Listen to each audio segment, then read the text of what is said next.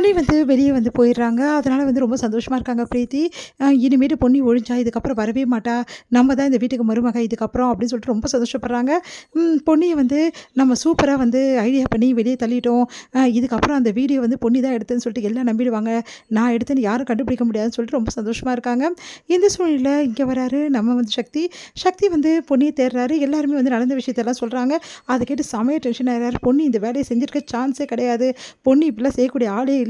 தேவையில்லாமல் பொன்னி மேலே சந்தேகப்படுறீங்களா அப்படின்னு சொல்லிட்டு எல்லாரையும் போட்டு திட்டுறாரு.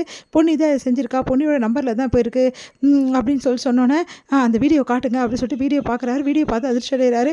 உடனே வந்து பார்த்தல உனக்கு சரியாக தெரியல, நான் பெரிய ஸ்க்ரீனில் போட்டு காட்டுறேன் பொன்னி எடுத்தது அப்படின்னு சொல்லிட்டு பொன்னி வந்து எடுத்தது வந்து போட்டு காட்டுறாங்க. அதை பார்த்துட்டு சக்தி செமையாக டென்ஷன் ஆகிறாரு. ஒரு நிமிஷம் வந்து இருங்க, உங்களுக்கு நான் புரிய வைக்கிறேன் அப்படின்னு சொல்லிட்டு நேராக வந்து கிளம்புறாரு. எங்கே போகிற சக்தி அப்படின்னா பொன்னியை கூட்டின்னு வர அப்படின்னோடனே எதுக்கு பொன்னியை கூட்டின்னு வர அப்படின்னு சொல்லி கேட்குறோன்னே அதை நான் வந்தோடனே நான் வந்து முடிவு பண்ணிக்கிறேன் அப்படின்னோடனே என்ன இந்த சக்தி வந்து குழப்பறான், பொன்னியை மறுபடியும் கூட்டிகிட்டு வர போகிறானா அப்படின்னு சொல்லிட்டு செமையாக டென்ஷன் ஆகிறாங்க பிரீத்தி. அடுத்து வந்து சக்தி எல்லா இடமும் வந்து பொன்னியை தேடி அலையிறாரு. ஆனால் பொன்னி எங்கேயுமே கிடைக்கல. என்ன பண்ணுறது, சக்தி வந்து குழம்புறாரு. பொன்னியை தேடி தேடி மனசு கஷ்டமாகுது. பொன்னிக்கிட்ட பழக நினைவுகள், அவங்க கூட வாழ்ந்தது எல்லாத்தையுமே வந்து நினச்சி பார்க்குறாரு. பொன்னி எவ்வளோ நல்லவ, அவ்வளோ புரிஞ்சுக்காமல் இந்த மாதிரி பண்ணிட்டாங்களே அப்படின்னு சொல்லிட்டு சக்தி செமையாக டென்ஷன் ஆகிறாரு. கடைசியாக வந்து பொன்னியை வந்து பஸ் ஸ்டாண்டில் கண்டுபிடிக்கிறாரு சக்தி. வான்னு கூப்பிட்றாரு. பொன்னி வரமாட்டேங்கிறாங்க. நான் உன்னை நம்புகிறேன், என்ன நீ நம்புறதா இருந்தால் என் கூட வா அப்படின்னு சொல்லிட்டு கூப்பிட்றாங்க. சக்தி அப்படின்னு சொல்லிட்டு அழறாங்க. பொன்னி கட்டிக்கிட்டு நீங்களாவது என் நம்புறீங்களா, அது போதும், மாமா என் நம்புறாரு, எனக்கு அது போதும் சக்தி, நான் இருந்து வந்து அத்தையை கஷ்டப்படுத்த விரும்பலை. இங்கே பாரு பொன்னி, எந்த விஷயமா இருந்தாலும் வந்து எதிர்க்கு நின்று போராடுறவ நீ. ஆனால் இந்த போராட்ட குணம் எங்கே போச்சு உங்ககிட்டருந்து? உன் மேலே தப்பு இல்லைன்னு தெரியும்ல, அந்த தப்பை நிரூபிக்கணும்ல. நான் நிரூபிக்க எனக்கு சான்ஸ் கிடைக்கல சக்தி.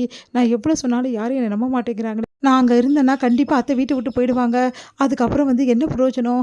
அத்தை தான் அந்த வீட்டில் சாமி இல்லையா அப்படி சொல்கிறாங்க.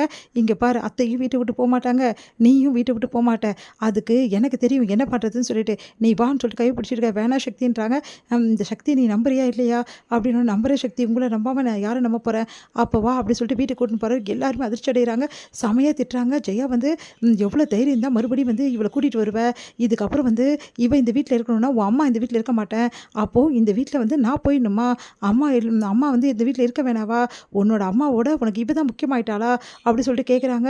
உடனே ஜெயா வந்து மறுபடியும் வந்து எல்லாத்தையும் எடுத்துகிட்டு நான் உடனே கிளம்புறேன், இதுக்கப்புறம் இங்கே இருக்கவே மாட்டேன், இந்த சக்தி முடிஞ்சிட்டு முடிக்க மாட்டேன், இந்த பொண்ணு முடிஞ்சிட்டு முடிக்க மாட்டேன்னு சொல்லிட்டு கிளம்புறாங்க.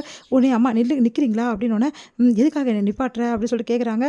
உங்களுக்கு என்ன பிரச்சனை, பொன்னி தான் வந்து இந்த வீடியோ எடுத்தா, அதனால பொன்னி இருக்க வீட்டில் நீங்கள் இருக்க மாட்டீங்கன்னு நினைக்கிறீங்க, உங்களை அசிங்கப்படுத்த பொன்னி தான் நினைக்கிறேன். ஆமாம் அதுதானே உண்மை அப்படின்னு சொல்லிட்டு மூர்த்தி வந்து சொல்கிறாரு. அதுதான் உண்மை நீங்கள் எல்லோரும் நினைக்கிறீங்க, அது உண்மை இல்லை, நான் சொல்கிறேன், நீ எப்படி சொல்கிற, என்ன ஆதாரம் இருக்குது, என்கிட்ட இருக்க ஆதாரம் அப்படின்னோடனே பிரீத்தி பயங்கரமாக அதிர்ச்சி அடைகிறாங்க.